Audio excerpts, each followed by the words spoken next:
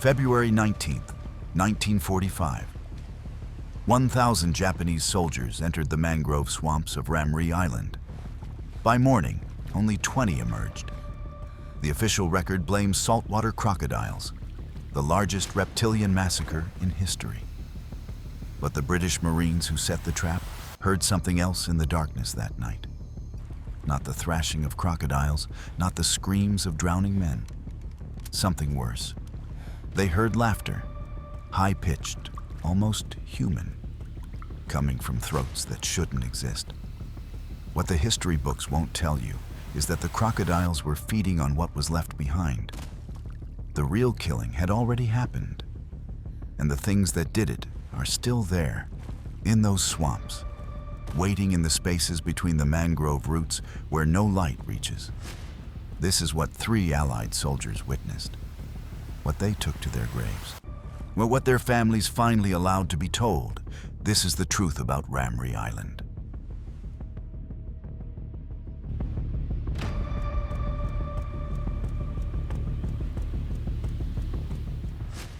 January 1945, and the war had turned in Burma.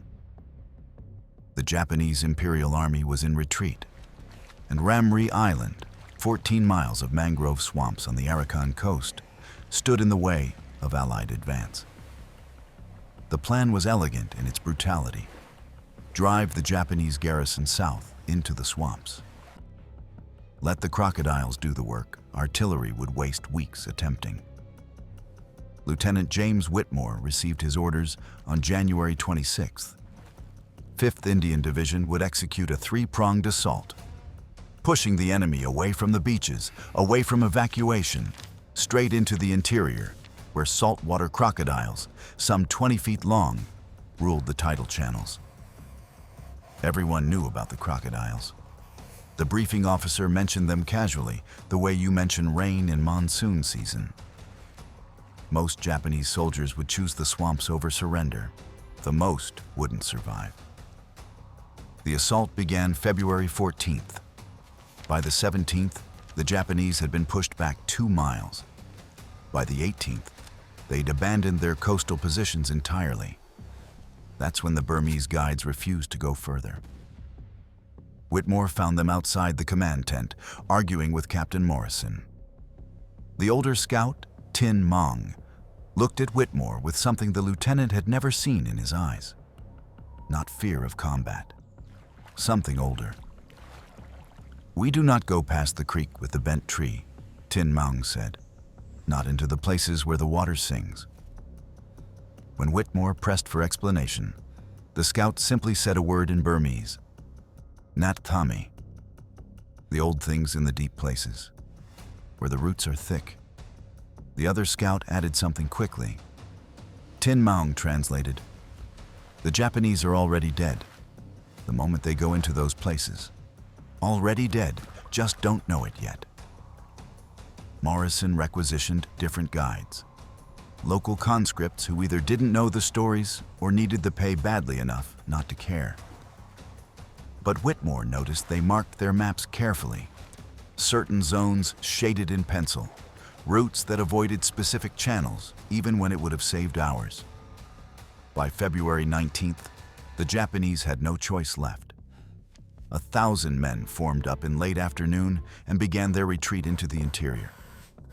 British artillery bracketed them from the north. Naval guns pounded their flanks. Every route sealed except one, south into the heart of the mangrove swamps. Whitmore watched them disappear into the mangrove line as sunset came. The jungle swallowed them in moments, and the evening went very quiet. No birds, no insects, just water moving through the channels, and something else. A high-pitched note, rhythmic, rising and falling across the tidal flats. It didn't sound like any bird Whitmore had heard in Burma. It sounded almost like laughter, distant and distorted. "Sir, are you hearing that?" Private Davies stood nearby listening. Whitmore nodded. "Probably some kind of bird, tropical species." "Doesn't sound like a bird, sir." The sound came again, closer, multiple sources, a chorus rising from deep in the mangrove darkness. Whitmore felt cold move through his chest, despite the humid heat. That night, Whitmore filed his report. Enemy forces retreating into southern interior. Expected outcome: heavy attrition from environmental factors. Wildlife hazards. Saltwater crocodiles confirmed. What he didn't include was what he'd heard. What the Burmese had warned about. What Tin Maung had called the old things in the deep places. But he marked his map with the zones the guides had avoided. And when planning patrol routes, he found himself routing around those areas without quite knowing why. The crocodiles would do their work. Everyone knew about the crocodiles. They didn't know about anything else.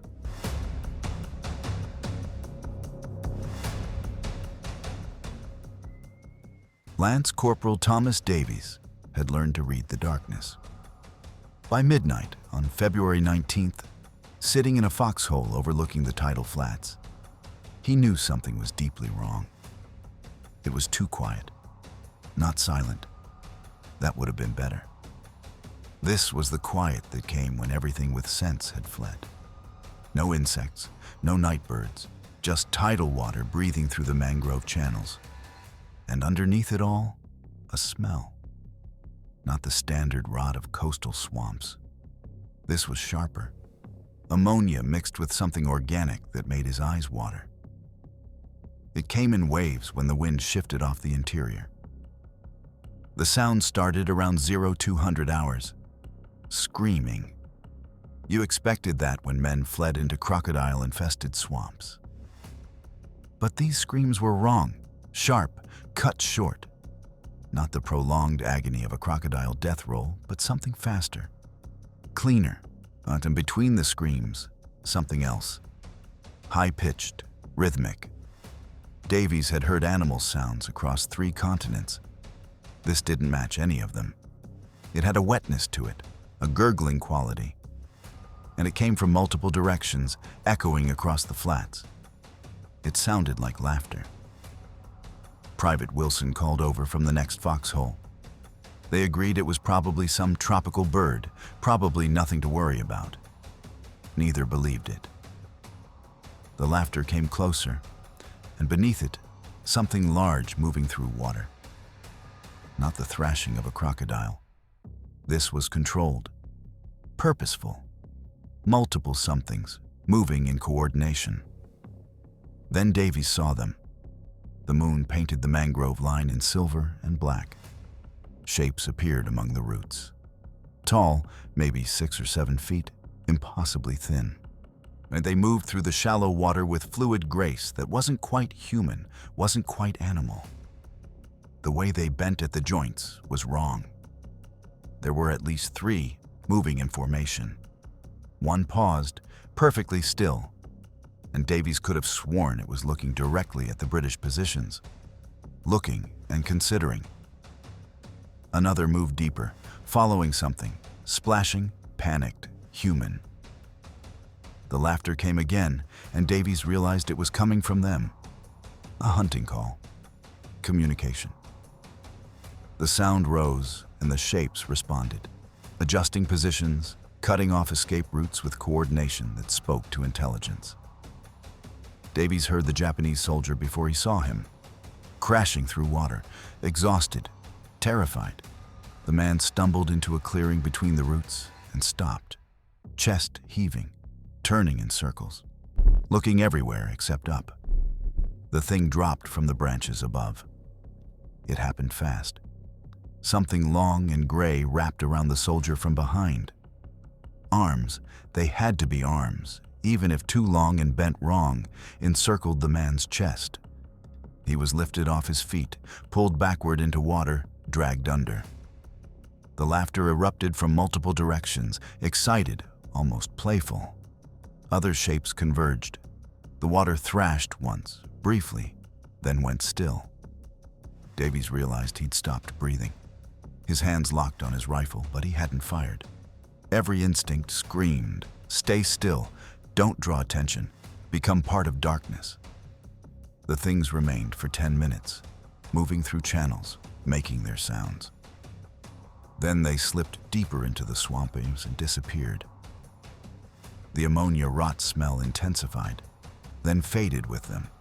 When Davies reported it at 0400 hours, Lieutenant Morrison listened with the expression of a man dismissing impossibilities. Combat fatigue. Stress. What Davies had seen was probably crocodiles. Large ones, perhaps hunting cooperatively. The sounds were birds or monkeys.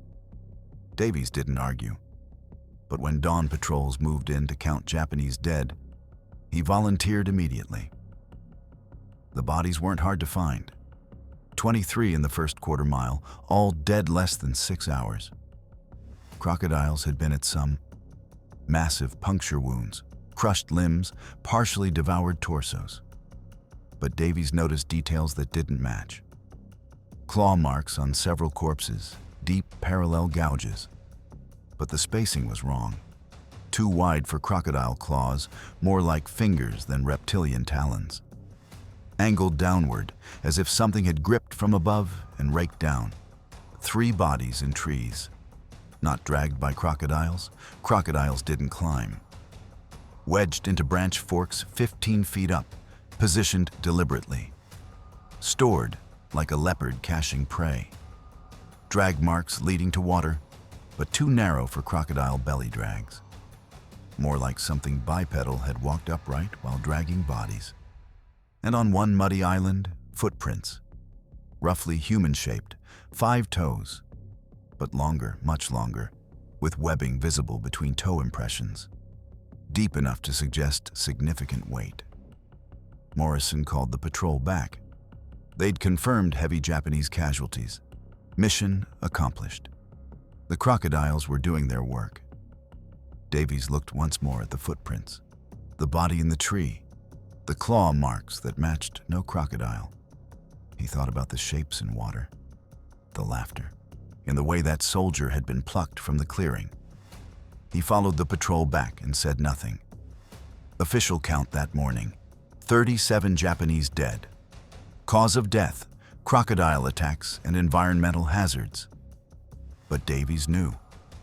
Something was hunting in those swamps. Something that moved through water and trees with equal ease. Something that killed with intelligence and purpose. The crocodiles were there. The crocodiles were feeding. But they were feeding on what something else had killed.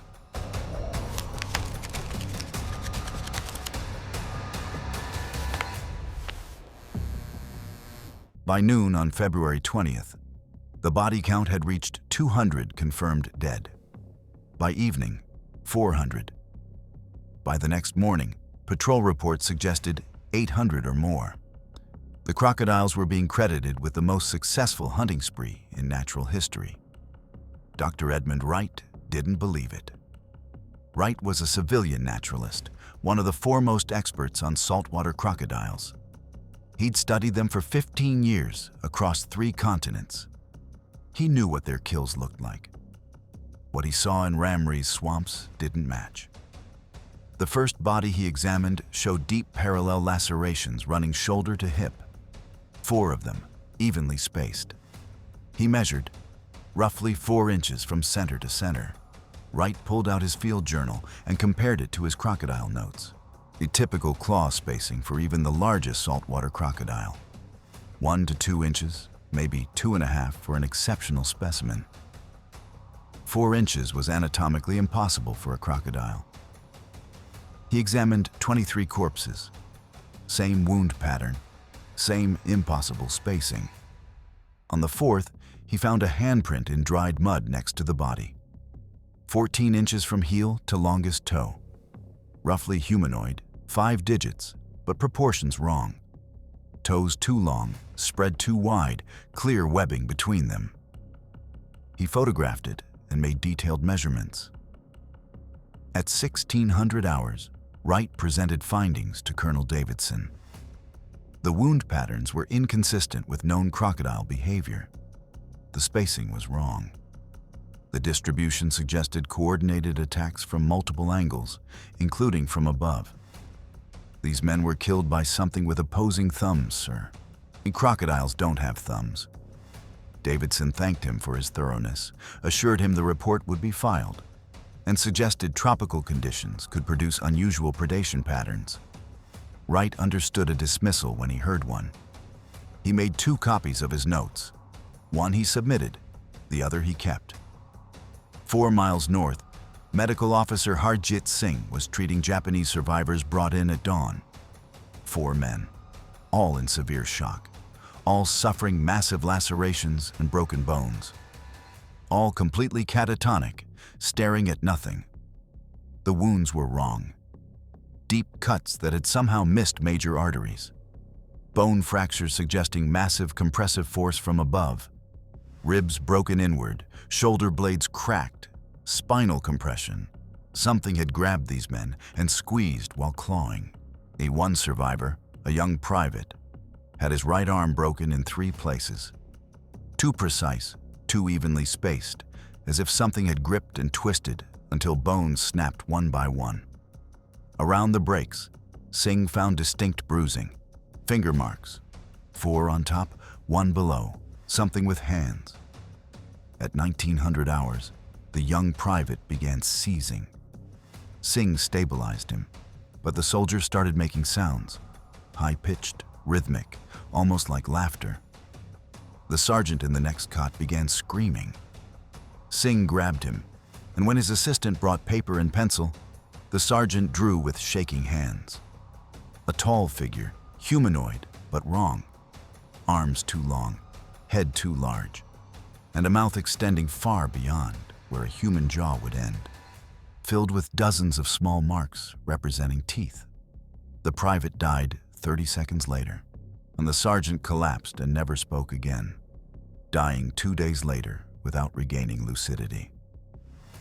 Singh filed his report, describing wounds inconsistent with crocodile attacks and suggesting an unknown predator with grasping appendages. He attached the sergeant's drawing. The next morning, a British major politely requested all notes. Singh provided everything except the copy of the drawing he'd made and hidden in his footlocker. The radio intercepts told their own story. British signals intelligence had monitored Japanese communications all night. 3 transmissions stood out. 21:47 hours. Under attack, not from British, something in the trees. Request immediate cutoff. 23:19 hours. They are in the water. They are in the trees. They are everywhere. This is not crocodiles. They walk. They use their hands. They... Cut off. 0154 hours. February 20th. No one will believe. The crocodiles are mercy. The other things, they laugh while they... Please tell our families, not crocodiles. They think, they know. Silence. The Burmese interpreter noted that the Japanese had used the word Nattami in the last transmission. Not Japanese. Burmese, meaning water walkers. Old spirits his grandmother had warned about in the deep swamps. The note disappeared from official records. By February 22nd, the pattern was undeniable. Multiple patrols reported bodies in trees, wrong wound patterns, strange sounds, glimpses of large shapes.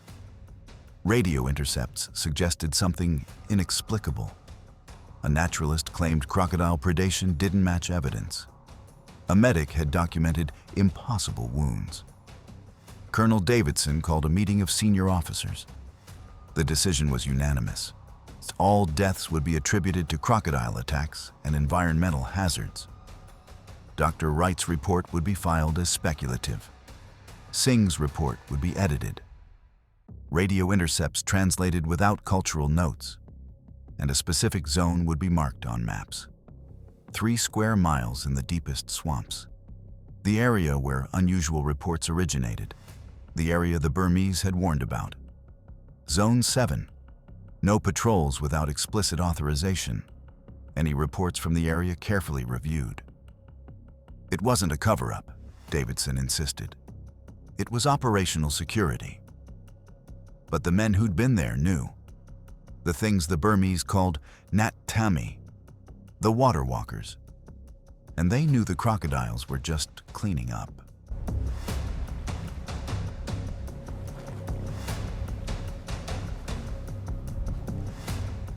Sergeant William Caulfield had survived 2 years of jungle warfare. He thought he understood Burma's horrors. Zone 7 taught him otherwise.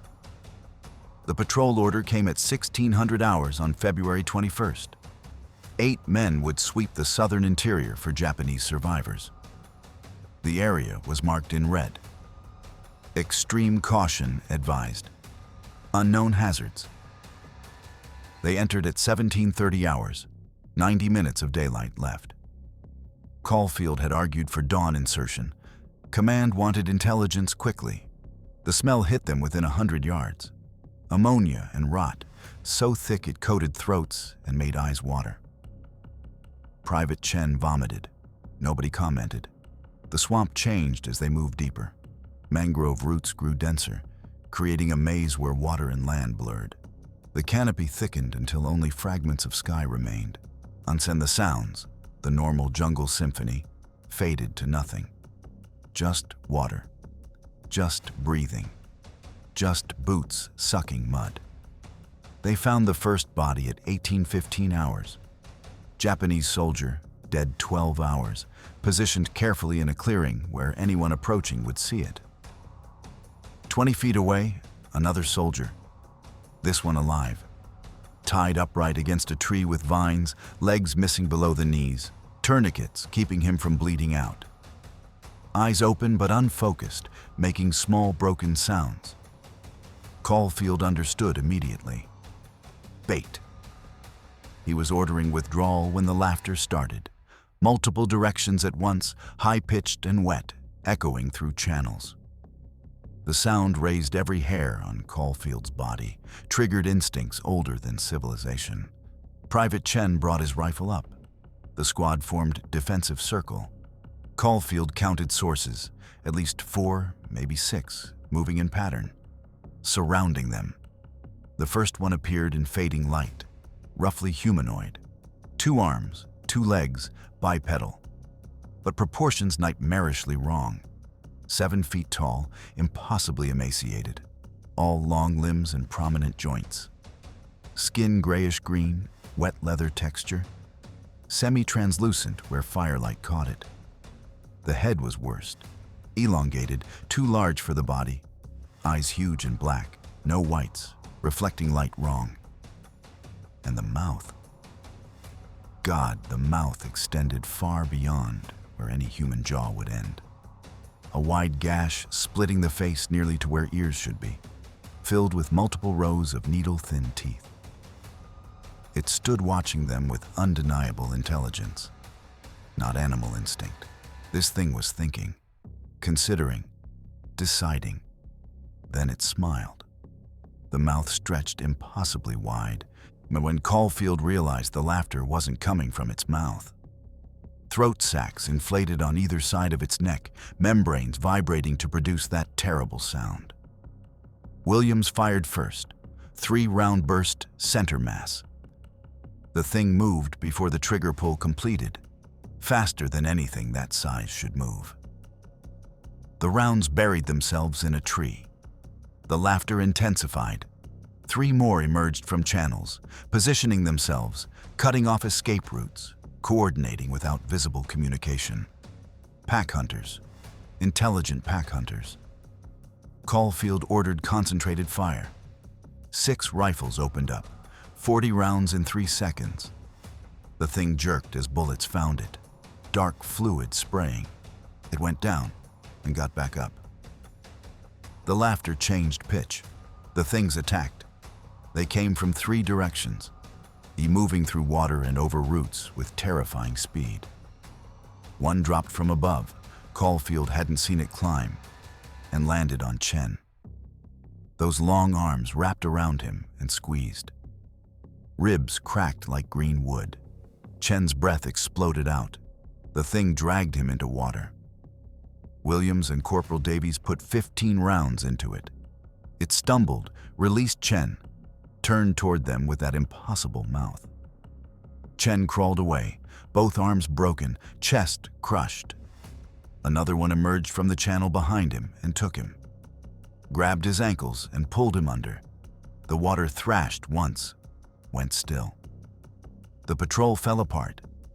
Training said maintain formation, but training was written by men who'd never faced this. The squad scattered. Caulfield tried to keep them together, but the things were everywhere. Water, trees, and darkness. Moving with coordination that spoke to intelligence and something that might have been joy. Williams went down, wrapped by something beneath the surface. Davies lifted off the ground by arms, reaching from above. Jenkins screaming, screams cutting off with wet crunch. 4 men dead in 3 minutes. Caulfield crashed through the swamp, rifle empty, just running. The laughter followed, sometimes close, sometimes distant, always multiple sources.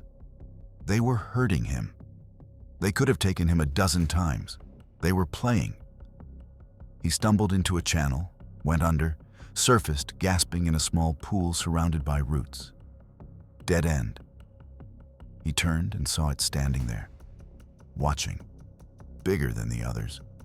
8 feet tall, scars across its torso. It tilted its head in a disturbingly human gesture, almost curious, and the throat sacs inflated slowly, producing softer sound, not laughter now. Almost like speech, almost like it was trying to communicate. Caulfield stopped moving. Every instinct screamed, run, fight, something. But his body had made a decision. He stood perfectly still, water to his waist. It took a step closer. Those huge black eyes never left his face. Caulfield could smell it. Ammonia and rot and something underneath like salt and deep water. The thing reached out one impossibly long arm. Caulfield realized he was about to die. The fingers touched his chest, gently. The claws, curved and sharp, rested against his uniform without breaking fabric. The thing leaned closer. Caulfield could see his reflection in those black eyes, could see multiple rows of teeth, could feel warm breath that smelled like rotting fish. It pushed him, not hard, just firm. Backward, toward the pool's edge, toward shore, toward escape. And Caulfield understood. This thing could kill him any time. It was choosing not to. It wanted him to leave, to survive, to tell the story. The thing made that almost speech sound and pushed again, harder. Caulfield stumbled backward, found footing, started moving. The thing watched, made no move to follow. In the darkness around the pool, other shapes watched, other black eyes. All watching, all letting him go. He made it back to British lines at 21:45 hours. Alone, covered in mud and blood, most not his. 8 men had entered Zone 7. 1 returned. Davidson asked what happened. Caulfield told him about the things in the swamp, the tall gray creatures, the pack coordination, the intelligence in those eyes, the way they'd let him go. Davidson told him to get sleep, and that combat fatigue was understandable. But Caulfield saw the colonel's hands shake, saw the look that said he believed every word but could never admit it. That night, listening to distant sounds, might be wind, might be laughter, Caulfield understood something else. They weren't just hunting Japanese. They were hunting anyone who entered their territory. British, Japanese didn't matter. Intruders in a place that belonged to something older. And the things in Zone 7 wanted everyone to know it. Wanted survivors to spread the word. Wanted the fear. Because fear kept people away. Caulfield never entered Zone 7 again. Command issued standing orders. Avoid the area. Mark it contaminated. Attribute deaths to crocodiles. The war moved on. The airbase was built. Zone 7 was forgotten in official records. But the men who'd been there remembered. Was the laughter, the shapes, the intelligence in those black eyes. They remembered being chosen, being messengers. And they never forgot that somewhere in those swamps, something was still hunting, still watching, still waiting.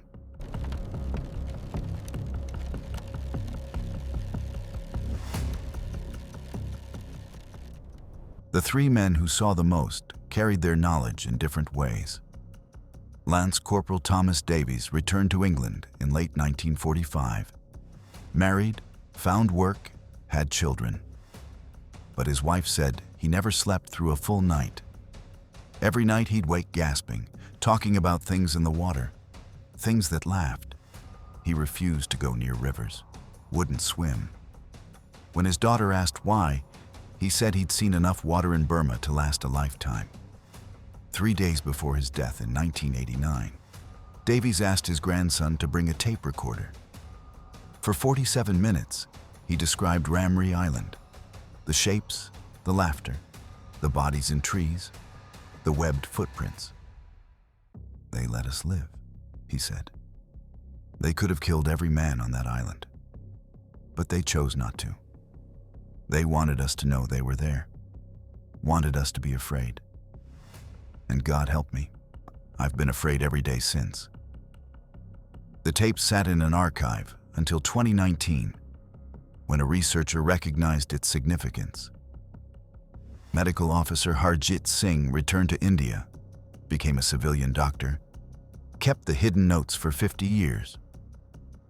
In 1995, shortly before his death, he gave them to his eldest son with instructions: wait 20 years, then release them. The notes became public in 2015. Detailed anatomical drawings of wound patterns, measurements proving crocodile attacks impossible, clinical assessment, injuries caused by large bipedal predator with grasping hands, and the drawing, the crude sketch by the dying Japanese sergeant. Tall humanoid figure, arms too long, head too large, mouth extending past human jaw, filled with teeth.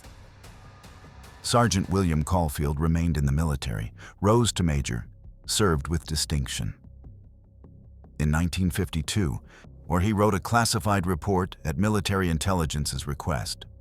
17 pages. Everything he'd witnessed in Zone 7. The coordinated pack hunting, the physical characteristics, the intelligence, the deliberate choice to let him survive.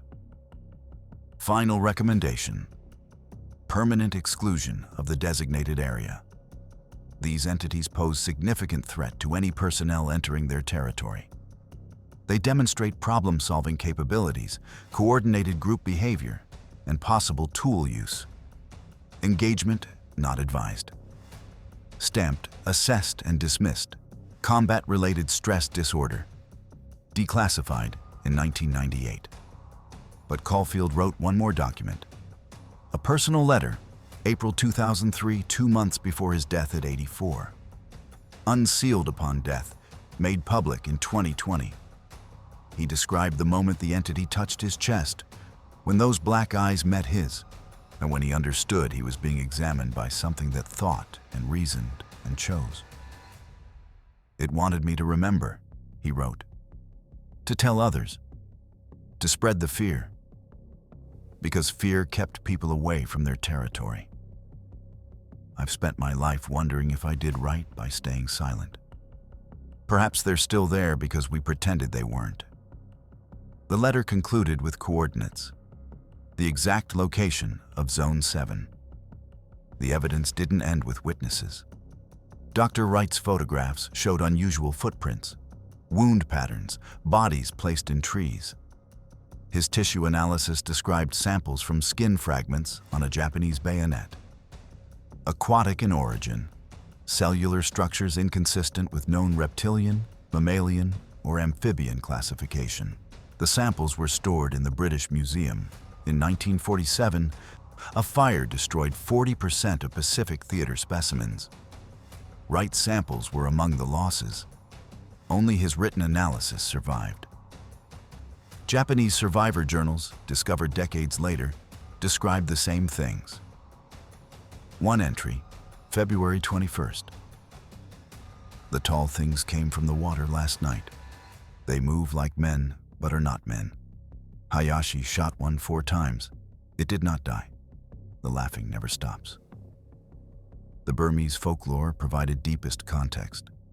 Nat Thami, water walkers, appeared in mythology dating back 2,000 years. Tall gray spirits inhabiting deepest mangrove parts, emerging at night to hunt intruders. They had voices mimicking human sounds to lure prey. They hunted in groups. They had hands that could grasp and tear. They were intelligent, capable of setting traps and remembering faces. Local villages maintained taboo zones marked by crude shrines with offerings. Fish, rice, sometimes blood, meant to appease the Nat Thami, to acknowledge their territory. The British and Japanese in 1945 had entered those zones without knowledge or permission. But the most disturbing evidence is modern. In 2024, Myanmar's political instability reduced patrols. Illegal logging crews began entering restricted zones. Over 18 months, 12 men disappeared from camps near old Zone 7 boundaries. 20 more reported missing by families. Survivors described things in the trees, shapes moving through water at dusk, sounds like laughter. And for the first time in decades, sightings outside traditional Nat Thami territory. Adjacent islands, coastal areas safe for generations, as if something was expanding its range, as if environmental pressure, rising seas, depleted fish stocks, was pushing them into new areas. The singing waters weren't just in Zone 7 anymore. They were spreading.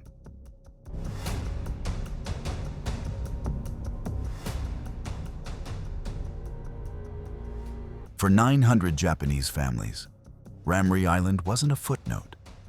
It was sons, fathers, brothers listed as killed in action, with no bodies, no details. Just a location and silence. Some families heard different stories, whispered accounts from the 20 survivors who returned. Stories about things that weren't crocodiles. Things that hunted like men but moved like nightmares. Things that laughed. In 2019, a researcher met Kenji Yamamoto, son of a Ramri survivor. His father had spoken only once about it, weeks before his 1994 death.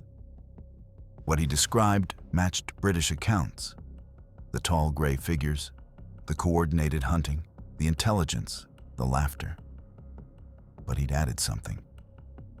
The crocodiles were a mercy, he'd said. They ended suffering quickly. The other things made you understand you were prey and that you were in their world now. When asked if he believed it, Yamamoto didn't hesitate. My father was an engineer, not given to fantasy. If he said he saw these things, he saw them. The uncomfortable truth about Ramri is this. The British knew the Japanese were retreating into dangerous terrain. They knew about the crocodiles. Some heard Burmese warnings about other things. And they drove the Japanese forward anyway, using artillery to eliminate every escape route except the one leading into the swamps. Calculated tactics, sound military strategy. But from a moral standpoint, something else. The witnesses, Davies, Caulfield, Whitmore, carried that weight. They'd seen what waited. They'd learned too late that crocodiles were the least danger. They understood they'd driven men towards something far worse than combat death. Caulfield's final letter addressed this. We knew something was wrong. The guides told us. The sounds told us. The bodies told us. But we classified everything as natural hazards because the alternative was too impossible. And so men kept entering those swamps. All of them walking into territory of something that had every right to defend its home. That last line was key. The entities weren't monsters. They were indigenous species defending territory from invasion. The real invasion wasn't Japanese fleeing British forces. It was humans, any humans, entering an ecosystem that had evolved in isolation for millennia. From that perspective, 1945 wasn't senseless violence. It was territorial response. The Nat Thami had coexisted around the edges for thousands of years, as long as boundaries were respected. And the war brought too many humans too deep, and they responded with overwhelming force and just enough mercy, letting witnesses survive to ensure the message spread. Stay out, respect the borders, or face consequences. For 79 years mostly, people listened. Zone 7 stayed avoided. Locals stayed away from Singing Waters. But in 2024, that border began failing. Climate change altered Ramri's ecosystem. Rising seas changed salinity. Warming waters depleted fish populations. Coastal development reduced habitat. And desperate humans entered areas avoided for generations. 12 men disappeared in 18 months. Survivors described the same things witnesses described for 80 years. And now, increasingly, sightings in areas where they'd never been reported. The entities that remained in their channels for millennia are moving. Whether from environmental necessity or population pressure or decision to reclaim territory, no one knows. But the pattern is clear. The borders that protected humans for generations are no longer holding. The Nat Thami do not share territory. They do not forgive intrusion, and they do not forget. The question haunting everyone who studies Ramri is what comes next. Continued expansion until conflict becomes unavoidable? Adaptation to human presence? Or what apex predators typically do when territory is threatened, defend with escalating violence? No one knows. What is known? Something lives in the deep mangrove channels. Something that evolved in isolation, developed intelligence and coordinated hunting, established territory defended for thousands of years. Something that killed at least 900 men in February 1945, and dozens more since. Something that, if 2024 reports are accurate, is no longer staying in traditional territory.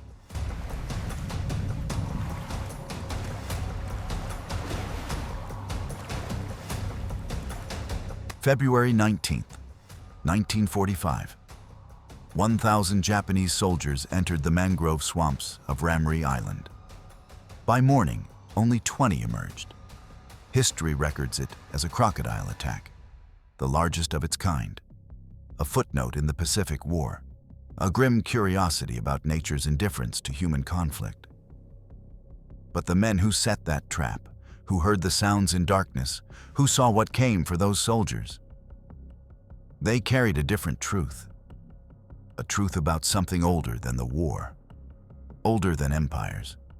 Something that had claimed those swamps long before humans drew borders or gave names to islands. The British soldiers who witnessed it are gone now. The Japanese survivors are gone. The Burmese guides who warned them are gone. All took their knowledge to graves scattered across 3 continents. But the mangrove swamps of Ramri Island remain, quiet during the day, alive with different sounds at night. And on certain evenings, when the tide is right and the moon is down, fishermen still hear it. That sound, high-pitched, rhythmic, rising from channels where no light reaches. The Singing Waters. They remember what their grandparents told them, what the Burmese have whispered for 2,000 years. The crocodiles are not the old things in those swamps. They are the young things. They came after. The Nat Thami aren't the only things soldiers have encountered in forgotten places. If you want to hear what else is out there, subscribe and hit the bell. Some stories should never be forgotten.